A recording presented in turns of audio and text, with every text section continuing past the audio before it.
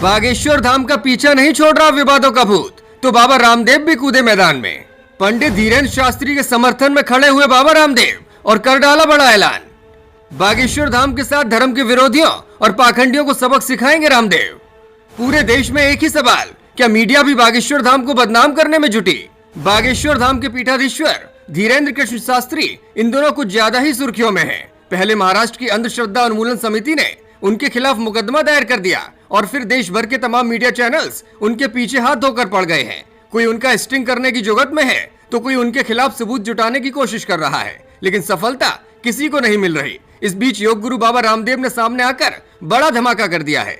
धीरेन्द्र कृष्ण शास्त्री के समर्थन में योग गुरु स्वामी रामदेव खुलकर आ गए हैं। उन्होंने कहा है कि कुछ पाखंडी धीरेन्द्र शास्त्री पर टूट कर पड़े हैं और पूछ रहे हैं कि बालाजी की कृपा क्या है, हनुमान जी की कृपा क्या है। स्वामी रामदेव ने कहा कि जिन्हें बाहर की आंखों से देखना हो वो हमसे पूछ लें, लेकिन जिन्हें तर्क वितर्क करना हो वो राम भद्राचार्य जी के पास चले जाएं और चमत्कार देखना हो तो इनके शिष्य धीरेन्द्र कृष्ण शास्त्री के पास चले जाएं। बाबा रामदेव ने आगे कहा, मैं मीडिया के लोगों को ज्यादा फोन नहीं करता, लेकिन कहना चाहता हूँ कि सब जगह पाखंड मत ढूंढो। ये सच है जो दिख रहा है और जो आंखों से दिख रहा है वो 100% सच है। आप लोग सनातन को आगे बढ़ाने के लिए काम करें। बाबा रामदेव ने पाकिस्तान को लेकर भी बड़ा बयान दिया। रामदेव ने चूरू के सुजानगढ़ में स्थित प्रसिद्ध सिद्धपीठ सालासर बालाजी धाम में पीओके को भारत में शामिल करने की कामना कर दी।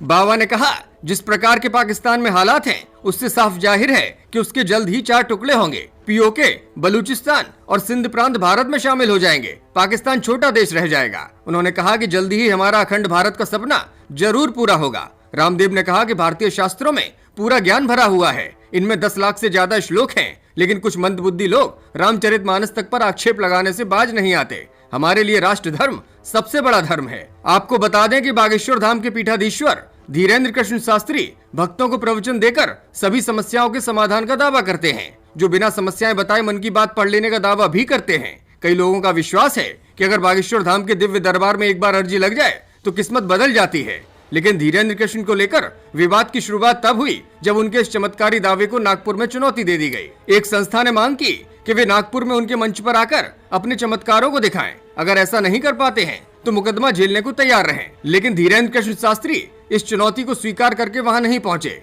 जिसके बाद उन पर तमाम सवाल खड़े हो गए। जब विवाद बढ़ा तो धीरेन्द्र कृष्ण शास्त्री का जवाब भी सामने आया। चमत्कार को चुनौती देने वालों को अब धीरेन्द्र कृष्ण शास्त्री ने छतरपुर के बागेश्वर धाम में बुलाया है। ये वही बागेश्वर धाम है जहां धीरेन्द्र कृष्ण शास्त्री का दरबार सस्ता है और यहाँ पर वो भूत प्रेत और तमाम समस्याओं के निवारण का दावा भी करते हैं।